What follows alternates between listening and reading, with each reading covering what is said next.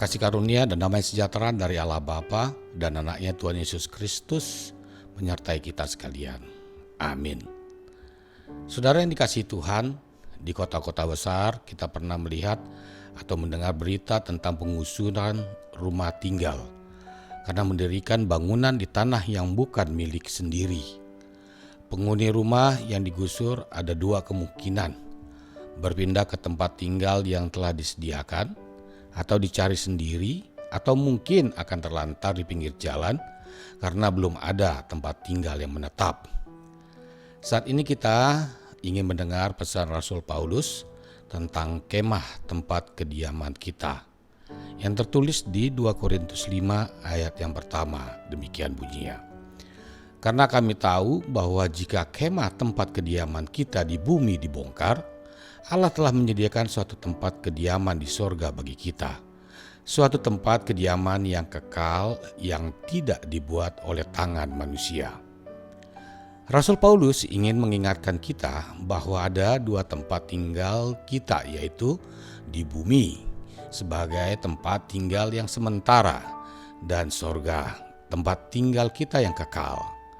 Namun bagaimanakah sikap kita saat di bumi? Dan siapakah yang dapat menempati tempat kediaman yang disediakan Allah?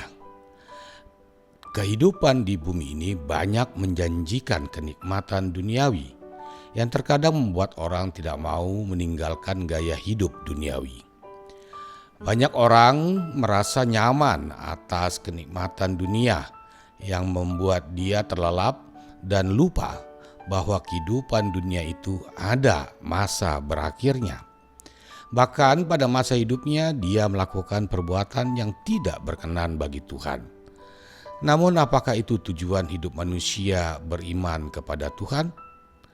Di mana kita dapat membawa apa-apa saat di akhir kehidupan kita?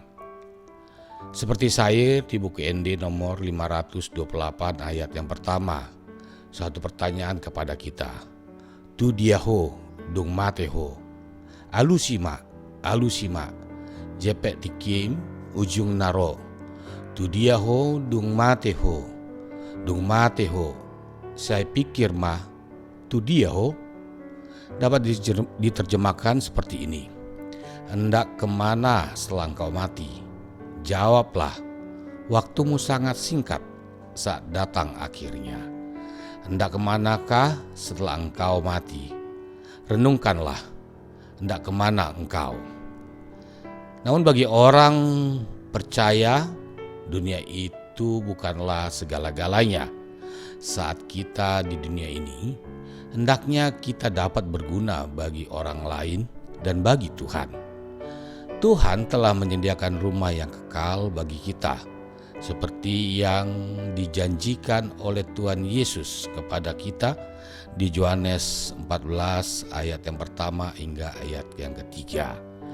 Janganlah gelisah hatimu, percayalah kepada Allah, percaya juga kepadaku. Di rumah Bapakku banyak tempat tinggal. Jika tidak demikian, tentu aku mengatakannya kepadamu. Sebab aku pergi ke situ untuk menyediakan tempat bagimu. Dan apabila aku telah pergi ke situ dan telah menyediakan tempat bagimu, aku akan datang kembali dan membawa kamu ke tempatku, supaya di tempat di mana aku berada, kamu pun berada. Saudara yang dikasihi Tuhan, mari kita tetap bersama Tuhan Yesus dan melakukan apa yang dikehendakinya agar kita bersama Dia di tempat yang kekal yang telah disediakan. Tuhan memberkati. Amin.